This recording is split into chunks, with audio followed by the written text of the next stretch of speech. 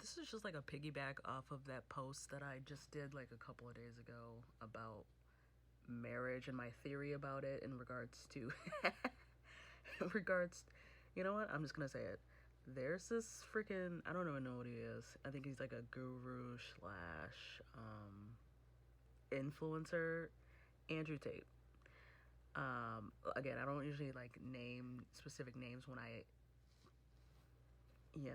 talk about certain things, but for this specific video, I think that it's important to just state like who I'm talking about specifically. Andrew Tate, everybody knows him. He's very popular.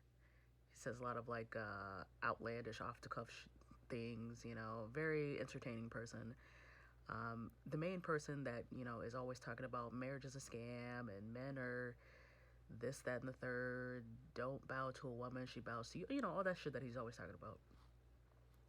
Now, I'm not saying I like him, dislike him. I mean, in reality, I find him quite entertaining. His videos are entertaining to watch. Nevertheless, those comments alone got me thinking about my theory about marriage, which, if you saw the post, you know what my theory is. Basically, I feel like marriage was, maybe it's secretly or underhandedly, I think is the right word to use. I think marriage was underhandedly created for men specifically. Because, that Andrew Tate guy, he's always talking about men have a nature to have wandering eyes and want to impregnate multiple women because it's man's nature and it's their instincts telling them to do you know what I'm saying? Like all that stuff. So my theory was marriage was underhandedly created for men because of their nature. So basically to keep them in line and make sure they're not doing all of those things that is their nature, so to speak. Which that makes sense. Wouldn't it make sense for that to be a real thing?